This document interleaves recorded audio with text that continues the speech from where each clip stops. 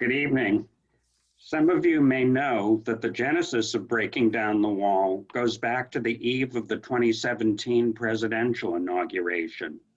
We convened in a hotel conference room in Santa Barbara, literally on a dark and stormy night, where we envisioned a brighter future for our nation's multilingual learners and their families. The Breaking Down the Wall metaphor was reflective of our own process.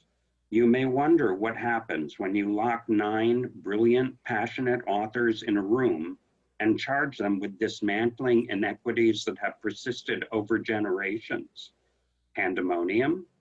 At times it felt that way, but in reality, we were engaging in the most productive of collaborations, breaking down our own silos in pursuit of a greater good. By the end of that crazy evening, we arrived at the 9 essential shifts that are the foundation of this book. Shifts that, when enacted collectively, leverage the assets and unleash the inner brilliance of our multilingual students. Despite the power of our collective vision, none of us could envision the collective fever dream that we were destined to inhabit in the coming months and years. The mirage of a post-racial society vanished in the face of unchecked white nationalism and xenophobia. A full frontal assault on science gave way to catastrophic, life-threatening events, culminating in a pandemic of biblical proportions.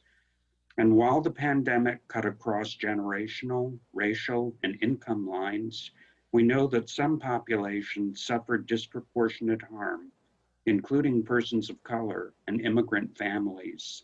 Moreover, the pandemic shed light on a host of structural inequities that have long been ingrained in the fabric of the American experience. This, combined with a growing awareness of racial injustice, captured in the disturbing images that filled our social media and the national news, reached a new flashpoint this summer. There is more reason than ever to return to the spirit of hopefulness that gave rise to Breaking Down the Wall. The need couldn't be more urgent, and despite the tragedies and existential grief that so many of us have experienced, we've learned a great deal. I'd like to conclude with these words of one of my equity heroes, Dr. Chris Emden. It's a vivid reminder of the need to find clarity and purpose amidst the deafening noise. It's time to revisit our 9 shifts, this time equipped with our new learning and renewed resilience and vigor. On that note, I'm passing the mic to my beloved colleagues, Debbie Zacarian and Diane Staehr Fenner. Thank you, Dan. So we will talk about the shift from deficit-based to assets-based instruction of multilingual learners. Next.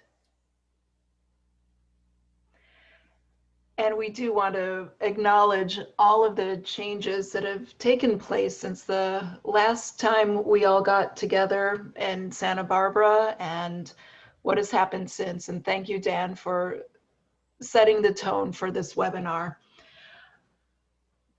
So let's think about how many of us have responded to our multilingual learners by looking at their progress learning English, comparing their performance on standardized tests of reading and mathematics and their rates of graduation with their native English speaking peers, and lamented what we perceive as the problem, that multilingual learners are not learning English fast enough.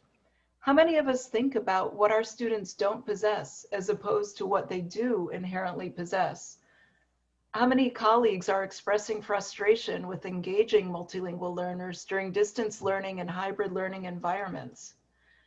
But what happens when we move from a deficit-based approach that looks at what students are not doing to an assets-based one that's wholly focused on identifying and capitalizing on the many strengths and assets that our students, their families, our schools, and communities possess?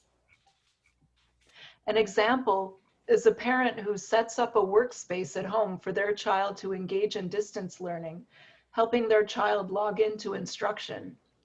Another example is a parent who attends a virtual school event to demonstrate their support in their child's education.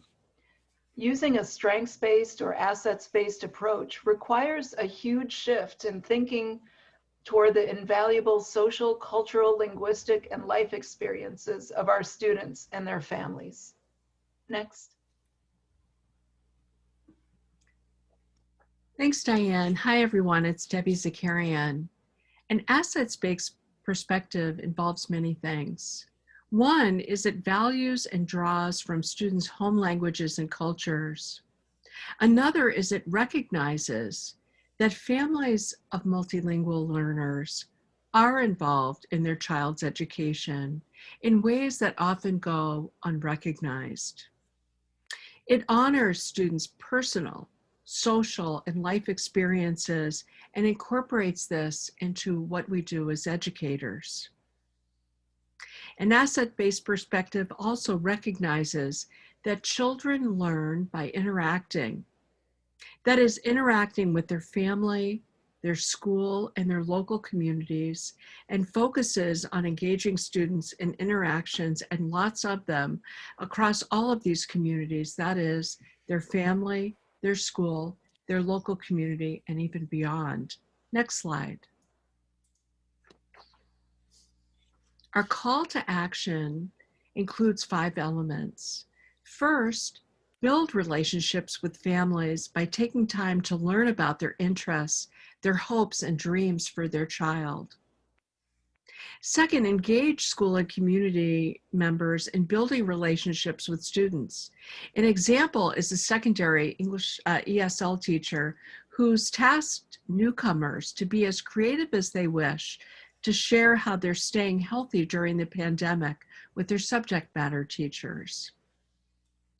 Third, challenge colleagues by encouraging them positively.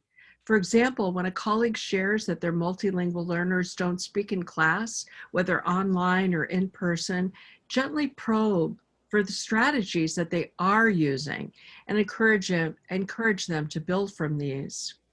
Fourth, ask students to share their own personal stories. Michael Silverstone, a longtime second grade teacher and co-author, suggests inviting students to write about an activity that helps them to feel less isolated during the pandemic. Finally, and fifth, our final call to action involves using multicultural resources so students and families see themselves and reflected in all we do. Let's go to our next shift, from compliance to excellence. Good evening, this is Sean Slack, and we'll be talking about how you can move from compliance to being excellent. Next, please. So school districts have spent the last 15 years working on accountability and guidelines. Accountability has changed hands. States have more flexibility, and monitoring, reporting, and other processes, especially now, are even more crucial. And then we have to do it virtually or at a distance. Even so, during this turbulent time of higher risks for our students, we must work on going beyond the minimum expectation and move the expectation to one of excellence. Compliance equals an adequate amount of service or just enough. But I, for one, am not satisfied with good enough. Good enough isn't good enough. And I imagine it isn't okay with anyone listening.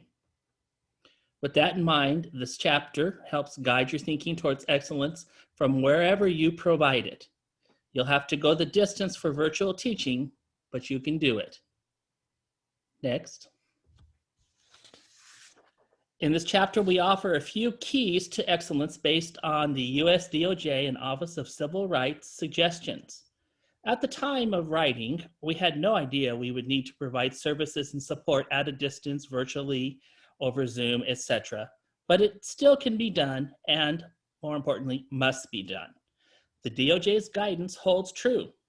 You can and must quickly and accurately identify Ls, effectively individualize programs, Assure that you have highly qualified instructional and support staff for the individual programs.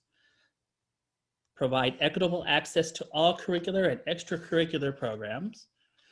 You must assure that they have a warm, welcoming, and all-encompassing environment that is indistinguishable and inclusive with programs and services for duly identified learners.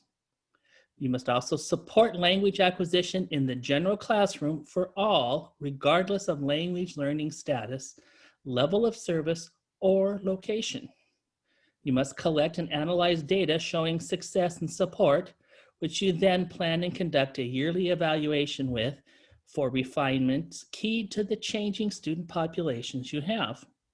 Finally, but not least, ensure meaningful communication with families, parents, students, and guardians. Next. Why are we doing this? Well, because this is who we're doing it for. Is that not reason enough? Next. Our students still deserve excellence. They still want to be doctors, nurses, firefighters, scientists, teachers, astronauts, athletes, and many more things. Next. However, excellence isn't easy, especially now. It is attainable, and it can become a habit. Have we all not learned much more than we ever expected about distance teaching and learning? Many students have technology and devices, but do they have tequity? Do they have dependable access to Wi-Fi and broadband? Next. From mobile hotspots to online chat rooms and the ever ubiquitous Zoom and Google Classrooms, schools and teachers are finding all kinds of ways to serve their students. It can be done. It must be done. What is your district's response? Next. Yes, it does take time and persistence. If you don't get it right the first time, you must refine and try again. Just ask Simone Biles, Shaun White, or Poppy Ortiz. Next. Because when we're back face to face, we want to know that we've gone the extra mile. We are still the Jimmy Choos, the Bentleys, the gold standard of education. Next. The venue and setting may have changed, but the goal is still the same. The list hasn't changed. We're just coming at it from a different perspective. Excellence is still what we are going for. And we have Tanya and Diane next. Thanks, Sean. This is Diane, Staehr, Fenner, and I'll get us started. Our next shift is discussing from watering down to challenging. Next. Ensuring access to rigorous and intellectually rich learning opportunities is essential for raising multilingual learner achievement. The pandemic has exacerbated structural inequities for multilingual learners, and so it's essential to disrupt inequitable outcomes with high expectations, strategic scaffolds, and collective efficacy to ensure programs and instruction accelerate, not remediate learning. This is more crucial than ever with the change to distance and hybrid learning environments, where we're all first-year teachers and first-year administrators again, no matter how many years of experience we may have. Next.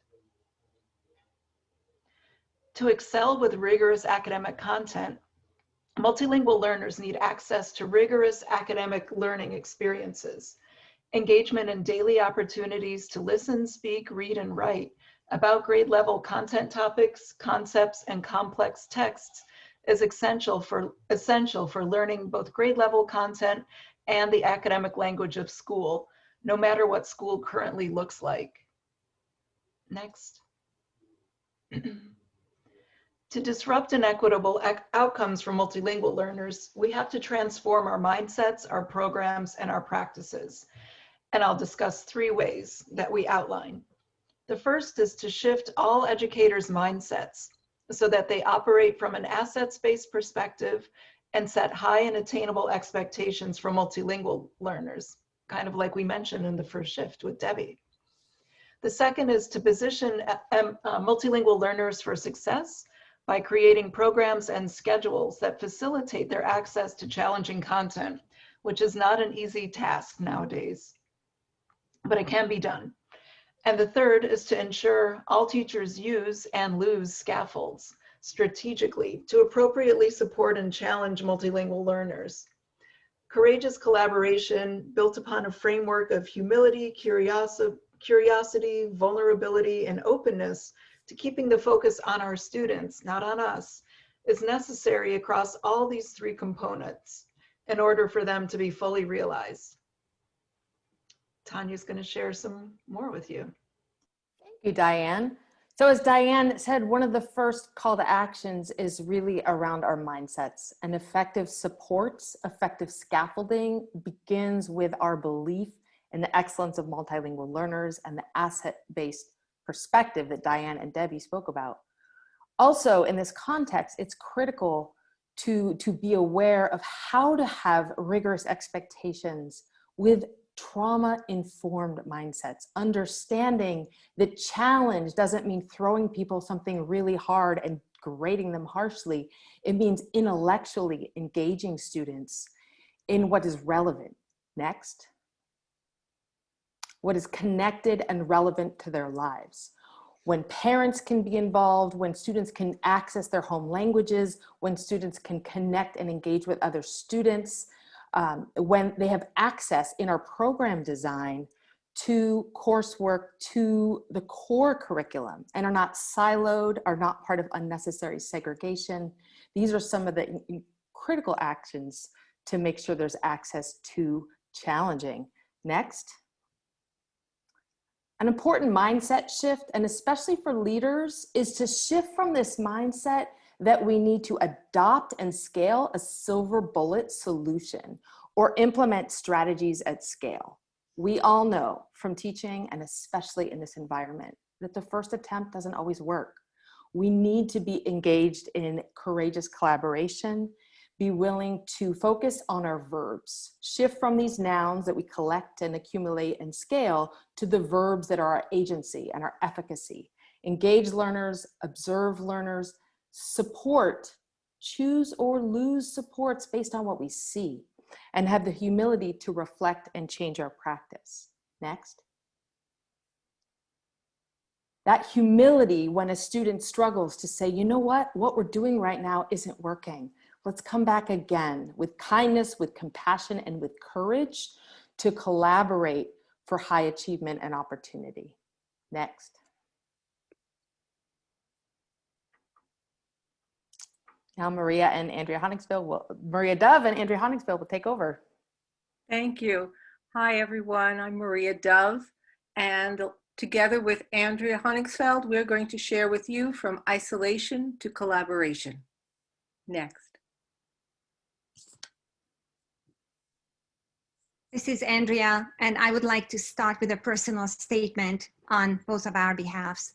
In this time of national tragedy, grief, and anger due to continued systemic racism and failed leadership, it is crucial to reaffirm that educators play a critical role as social justice leaders, agents of change, and unapologetic advocates and allies for marginalized groups who are fighting for not only their rights and equity, but often for their lives. And to set the tone for our segment, let's hear from Martin Luther King Jr., who said, in the end, we will remember not the words of our enemies, but the silence of our friends. Next. So right now, next, there is a teacher somewhere who's trying to differentiate instruction for her English learners, and she's unsure of the impact her efforts are making on student learning, considering the changes to instruction taking place during the pandemic. Next.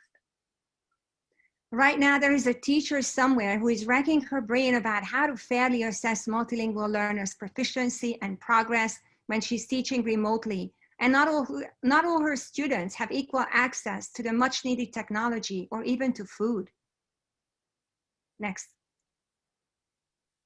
Right now, there's another teacher somewhere who has figured out ways on her own to reach English learners during the pandemic through a lot of trial and error, yet the information remains in the confines of her own classroom.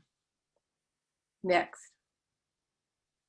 Right now, there is a principal somewhere who feels overwhelmed and underprepared to support her faculty, staff, and the community through the challenges of moving instruction online, back into her building in a hybrid modality, and then back online again. Next. Right now, there's a child somewhere who's confused by the routines and the expectations in his class, which are so different from what he was used to in previous years. Next. But what if? Next. What if teachers could regularly collaborate to analyze academic and linguistic demands and opportunities for their multilingual learners and to differentiate instruction accordingly? Next. What if ELL teachers and grade level teachers, content area teachers consistently work together to assess their students' work and plan instruction that enhances both content and language and literacy development? Next. What if administrative teams work together to nurture teacher leadership and create the time and space for the much needed sustained teacher collaboration? Next. What if students lost their labels and were grouped for instruction that engages them in shared exploration to build knowledge and expertise in content, academic language, and literacy? Next. Next. So imagine the power of, next, collaboration when teachers develop and share virtual classrooms. Next. Imagine the power of collaboration when teachers can co-teach virtually for an entire state using their local PBS station. Next. We're still staying in Idaho, and imagine the power of collaboration when teachers use evidence-based instructional practices to teach about the states of matter and other science topics remotely using virtual co-teaching. Next.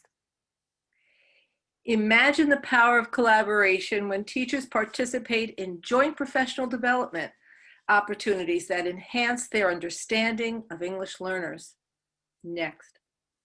And imagine the power of collaboration when teachers collaborate with their students to develop writing projects such as this one using Padlet. Next. Yet we don't have to leave it to imagination. We've had the privilege to study and document these teachers and many others' successes as they have shifted from isolation to collaboration. Now we'd like to hear about From Silence to Conversation. Thank you. This is Ivania Soto, and together with Tanya Ward Singer, we'll be presenting on From Silence to Conversation. Next slide, please. Deborah Meyer suggests that teaching is listening and learning is talking. Yet historically, we have thought the opposite. We have thought that teachers should be doing most of the talking and students should be doing most of the listening. But what we know, what research tells us, is the foundation of literacy for our English learners is academic oral language. Our English learners need to speak in order to make meaning, in order to make personal meaning. And James Britton reminds us that reading and writing sit on a sea of talk. Next slide, please. In EL shadowing projects across the country, we've found that classrooms with little talk are confusing, are frustrating, are troubling, and that our English learners are bored and uncomfortable in these settings. Next slide, please. And so the work that I've been doing most recently with teachers is helping them to organize their classrooms around the 15-minute rule. We know that student attention and active listening is highest at the first 10 to 15-minute block of a 1-hour session. And so what teachers can do to reorient and replan their teaching is to require, in a face-to-face setting, requiring partner talks, think, pair, shares, and in a virtual setting requiring chat box responses with open-ended questions at our 15-minute segment, at our 30-minute segment, and then ending our day, our last 15-minute segment, with a breakout session. And you can see here that many of you are responding to the question that I put in the chat box, right? What did that first quote mean to you? And lots of powerful responses that came from that. First, the teacher needs to listen, right?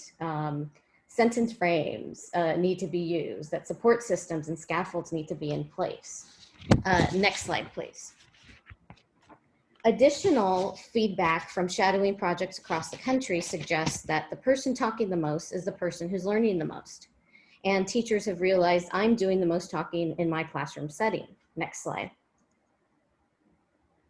Shadowing is more important than ever before in a virtual setting. And there are multiple ways to complete shadowing projects virtually. First, you can record your own lesson in Zoom, and you can select one of your English learners and complete the shadowing protocol at every 5-minute interval. You can shadow one of your English learners during a breakout or group session. You can obtain a sub and shadow virtually in someone else's classroom, which is the way that shadowing is typically done face-to-face. Or you can shadow using videos. And more recently, I've been working with teachers to use Jeff Zweer's videos, all 9 videos, and having them take down what is happening at the beginning and end of each class session in order to put students' needs, English learners' needs, back on the table. And I hand it off to Tanya Wardsinger. Thank you, Ivania. Mary Monroe asked a great question in the chat. How do you actually get students talking online? And I want to briefly speak to that challenge because the struggle is real. The first piece, though, is to recognize when we have technology and new tech tools, if we're using old strategies of talking at people and asking them to raise hands for questions, like, ironically, we are doing right now in this webinar, then the students don't get to actively engage. So we need to keep challenging deficit discourses, and we need to find the technology that works for us. When you have a class size that's smaller than 400, this is a very large webinar now, and you can use breakout rooms and you can use strategies. Next. So in a tech environment, we want to have that vision and that sweet memory of what it was like in person, where we have students leaning in and negotiating ideas, building up concepts together, getting to work through things where they're making meaning and processing, and it's not all graded, right? It's different than assign and grade. How do we do that? Next. So it's structuring conversations, and one tool I'll share from collaborating with my husband, who teaches math and science with many English learners in 6th grade. He put students in breakout rooms, as I'm sure many of you did, and found some kids weren't talking. So we tried increasing structure, choosing additional scaffolds where, okay, we're gonna have you think, write, pair, share. Everybody writes on paper for a minute, holds it up to show in the screen, so that's another opportunity to connect and collaborate. Then they go to the partner breakout room, talk to their partner, and when they come back, they are responsible for reporting their partner's idea in the chat. So use the tools you have available, like the chat, where you can write to increase active engagement. Next. And in collaboration, it's collaborating around those tough challenges. Hey, this didn't work. I'm having trouble. How are you making this work? Where we can problem solve together and continue to support each other in moving our classrooms, digital, hybrid, in person, from silence to conversation. Next. And now Margarita Espino Calderon and Sean Slack will talk about from language to language literacy and content.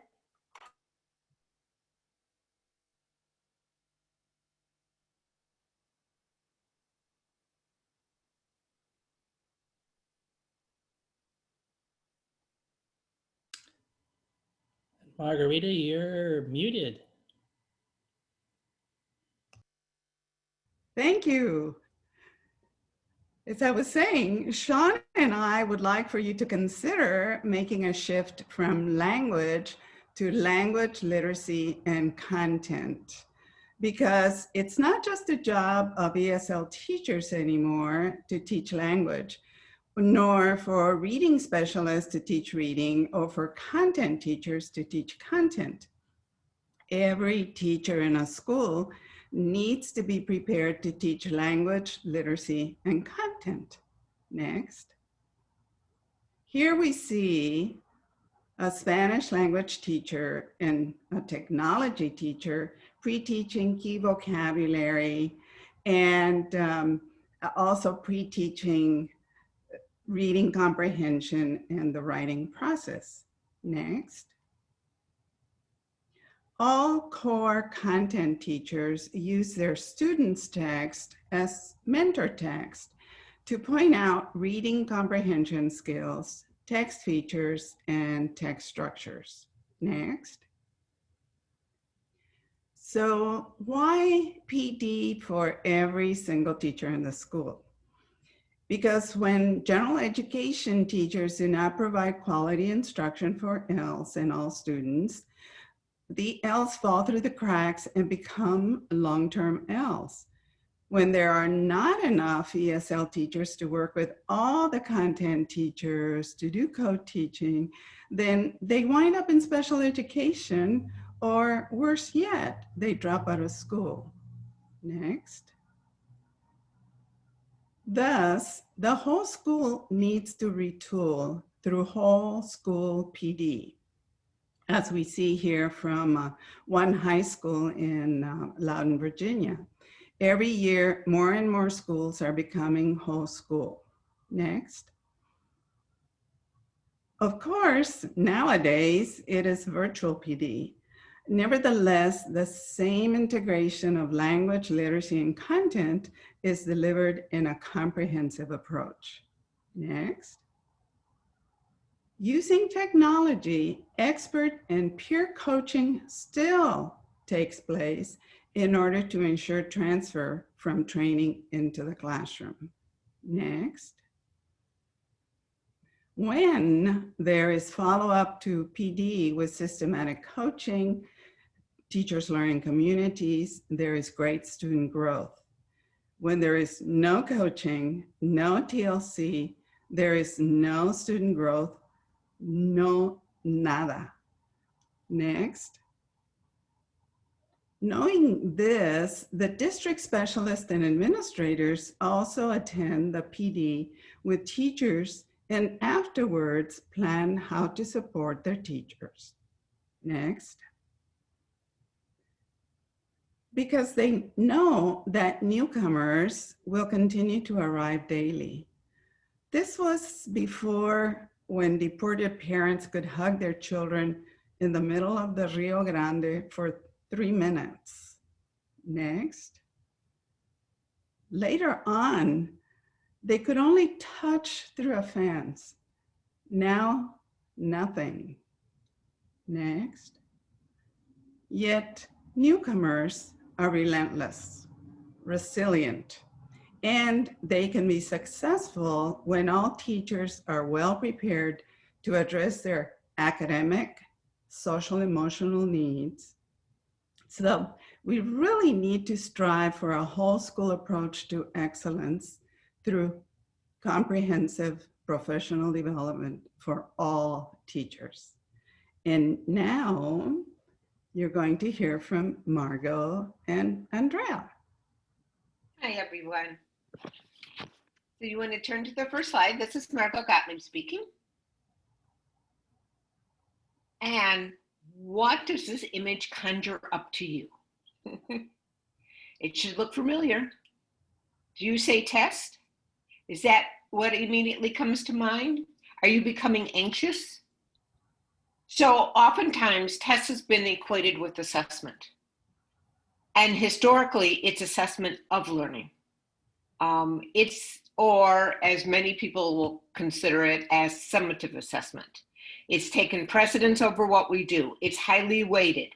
It's what counts. It values accountability over student action. But come 2020, March, what happened? Next slide. Our world changed instantaneously. And in retrospect, breaking down the virtual wall has made us play with assessment because teachers had to become more nimble. They had to become more creative. They had to figure out criteria for success day in and day out. They had to know how their multilingual learners could provide evidence for learning in these very remote and distant times. Assessment is changing. It's become a lot more student-focused and teacher-centered. Next. There are more opportunities than ever for teachers to observe multilingual learners use multiple languages or only one language as they interact with each other in breakout rooms.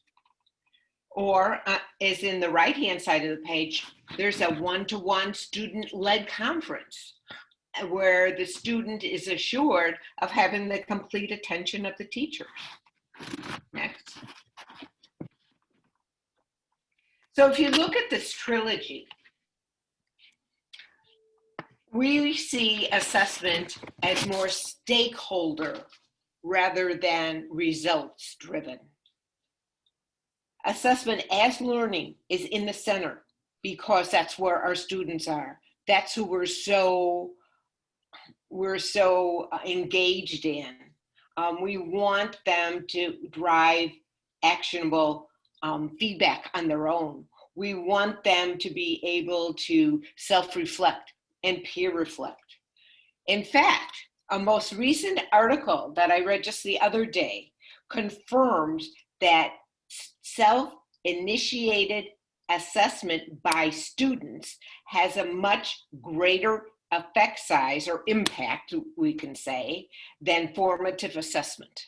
And so we really need to accentuate what our students are bringing to the classroom and how to capitalize on their linguistic and cultural assets, as everybody has said today. But there's also two other parts of this tree. If you go back just a teeny bit more, I was just going to mention that assessment for learning with assessment as learning might be considered what you envision as formative assessment. But for us, for learning means it's teachers negotiating with students. So they have a common goal for learning. And of learning doesn't have to be that annual test. Of course it is, but that's externally exposed upon schools and classrooms. When we think of assessment of learning, it's teachers and students working through a project or a product, or having them come to some kind of agreement as to goals for learning. And so with that, we're going to see what actual teachers are doing in this world of ours. Andrea? Hi, everyone. A huge shout out to Emily Francis, who allowed us to showcase this summary chart in our book, where as a high school ELD teacher in North Carolina, she typically welcomes her multilingual students back to school with an activity that helps them understand and analyze their language proficiency levels by domain within their grade level clusters. Students review the with a can-do descriptors, and they select ones to place in the first column of a 3-column chart. Next, they generate I can statements to share what they're confident in doing, and then I will statements that exemplify ambitious but attainable goals for themselves. Next. In the virtual classroom, Emily continues the same practice, but now she generates a Google slide deck with her students, and one student's example is right here, how Jorge identified his can-dos and his goals in the following way. Next. Emily guides her students through all 4 domains. Here, we're only going to share 2 examples from listening. The I can statement is right there, and the student's I will statement following right below. And next. And similarly for speaking, Jorge identified what he can do at this moment, developing meta-linguistic and meta-cognitive abilities. And then he also sets his own goals through the I will statement. Next. Let's also visit Katie Topple, an elementary ELD teacher in Oregon, who takes a holistic approach when she invites her students to answer the following 4 questions for individual goal setting. My language grow is, my language grow is, one goal I have at school this year is, and one goal I have outside of school year this is.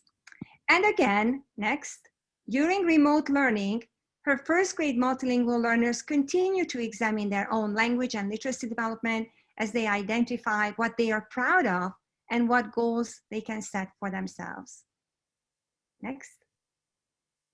Back to Margot. So ultimately, assessment as, for, and of learning provide us with a comprehensive way of balancing what students know and show us what they can do. And the data generated by all these different stakeholders, not numbers, not letters, but by people, by students, by teachers, by school leaders, by support staff, by everybody in the school who's working to educate our multilingual learners. You all can make a difference in a post-COVID world. And so we're going to go next. I believe it is Ivania who's speaking first, and then I'll come and join you again. Yes. Shift number 8 is from monolingualism to multilingualism. Next, please.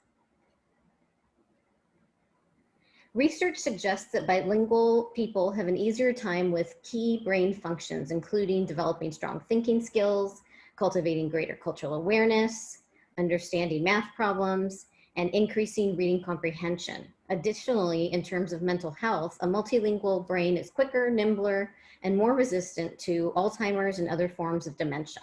Next, please. I think there's a slide before that. There's 2 slides. Okay. All right. We can go to the next one. So research on dual language education, which is one form of a bilingual education, suggests that all students benefit from dual language education, but it has a clear positive impact on our English learners.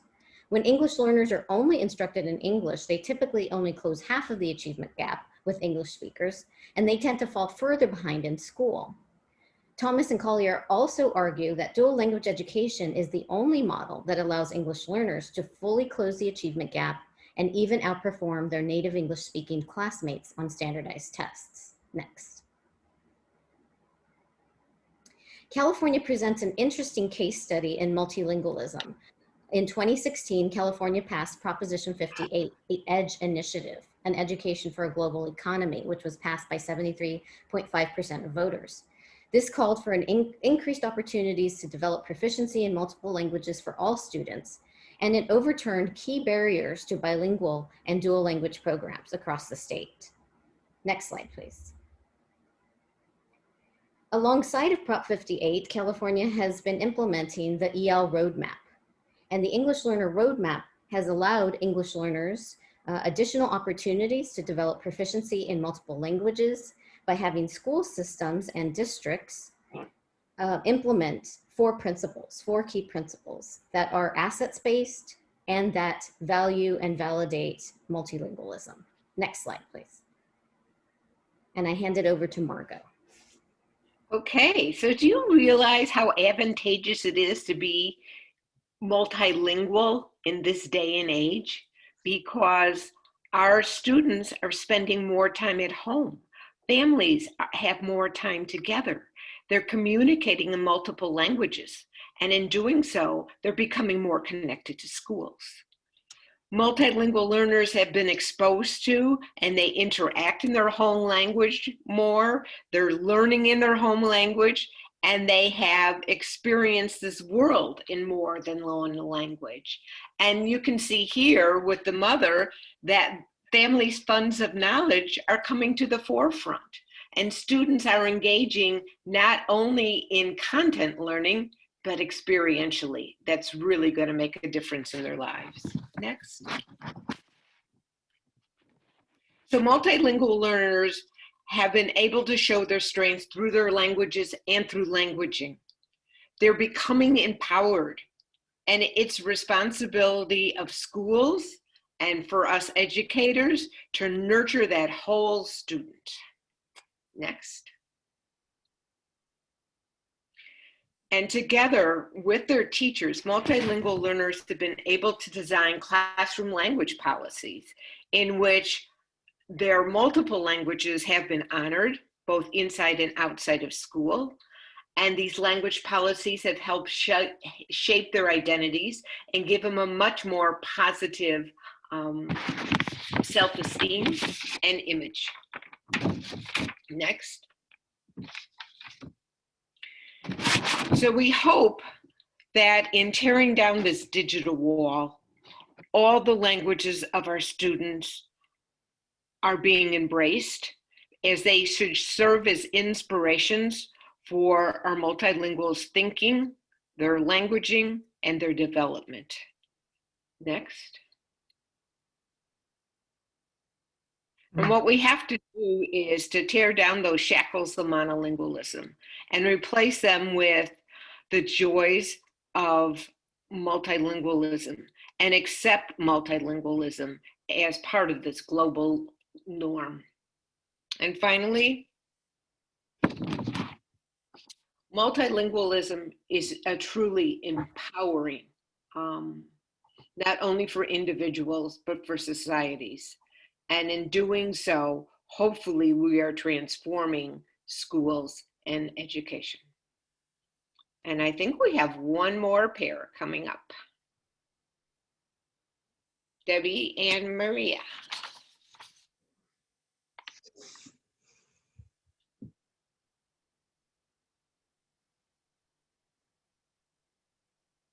Are you muted? Hi, Debbie. Are you? I am here, and I'm excited to have the next slide where Maria is going to introduce Javier. Hi, everyone. Debbie and I would like you to take a look at this student. We call him Javier. He's a 4th grade student, originally from Guatemala, came to the United States 2 years ago, and he didn't have much formal schooling in Guatemala. And we look at Javier as an example of the many diverse English learners who are taught using conventional methods of evaluation and instruction that often don't look for strengths and assets that students possess inherently, or as a result of facing experiences that are different from middle-class norms. For example, students and families who have not had the privilege of a formal education or have experienced adversity in many different ways. Now, the disparities in resources during COVID that these students are exposed to or have, there's certainly this disparities have increased. And like Javier, students like Javier often lack the technology and the internet access that's really needed to thrive with remote learning during a pandemic. Next. We titled this chapter, From Nobody Cares to Everyone and Every Community Cares. And as important as it is to use an everyone cares mindset, it's important also to note that most educators haven't had formal training or school or district professional development in working with multilingual learners, including the epic number living with adversity, multilingual learners who are homeless or fear deportation, and more. It doesn't mean that our students are broken. In fact, they and their families have many strengths that should be considered as we provide all educators with training on using in-person, distance, or hybrid learning and partnership building with multilingual learners and their families. Next slide. There is an urgency to capitalize on students and families' diverse strengths and experiences. And one important way to accomplish this is by asking questions to students and families that really focus on their assets and strengths. So asking questions to students and families, such as when we think about our student Javier, what are Javier's special interests? What are some things that Javier particularly enjoys doing? What talents and skills does Javier possess? What are some things that your family enjoys doing together? Families in particular need to know that their involvement in school is welcomed. And now we need to think about how we can accomplish really having these relationships with students and families during the pandemic and accomplishing it at a safe distance. Next. Thanks, Maria. It calls for us to cast aside any deficit-based beliefs that we have to truly support our being partners with students and their families on behalf of our students' success. For example, Michael Silverstone is a second grade teacher in Massachusetts. His students were so disappointed when they couldn't hold their annual supper, something they looked forward to in his class. They came up, that is, students came up with a great solution of holding a Zoom dinner event where each student showcased the meal that they and their family prepared, and then they made a recipe book that they created of the event.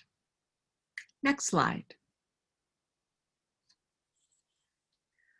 We need to make sure that we're training educators in both institutes of higher education as well as in school districts to work with diverse English learners with a mindset of an expectation of positive outcomes, unconditionally accepting English learners and their families, building a community of trust in which all members are partners on behalf of students' social, emotional, and academic growth.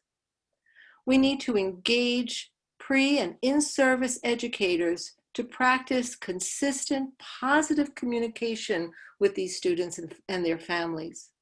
We need to build strategies for partnering and interacting with the families of our English learners. We need to ask questions that look for assets and strengths. And we need to train educators to avoid stereotyping and making assumptions. Next. It's critical that we engage in creating events for 4 different purposes. First, that we build relationships with families. Second, that we create events that showcase students' learning. Third, that we create events that draw from families' rich resources. And fourth, that we create a home school culture of learning. A great example is Wolf Street Academy in Baltimore. They hold a morning meeting with staff, families, and students every morning to welcome everyone together. But when COVID struck and they had to go completely virtual, they worried about their morning meeting activity. What did they do? They continued to meet every morning as a demonstration of their being in it together as partners. That's what really helps them to move from nobody cares to everyone and every community cares. With that, I'll turn this over to our Corwin community. We have one more slide. Oh, sorry, Maria. That's So okay. You So are there. Yeah, we just wanted to share that understanding and fostering strengths is crucial. And we can only do this when we're willing to move to a place where everyone and every community cares about our students. Moving to a place where everyone and every community cares shows great promise for us all today and in the future.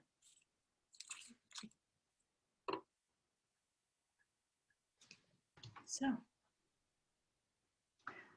Hello, everyone. I want to thank our collective for EL Achievement for reconvening for this webinar, walking attendees through the 9 tenets of breaking down the digital wall, based on their best-selling book released late last year. I'd like to invite any of them that would like to appear on camera and wave to our audience to do so now. Breaking Down the Wall, Essential Shifts for English Learners' Success is available at www.corwin.com if you would like to have more information on this important topic. Using the promo code webinars in all caps, you can receive 20% off the book. Thank you for spending the last hour with us exploring this important topic. We will send you a follow-up email with a recording of this program in the near future, which you are free to share with colleagues. In addition, it will be posted on www.corwin.com and on Corwin's YouTube channel. This concludes our program. Thank you for spending the hour with us, and have a wonderful evening or day.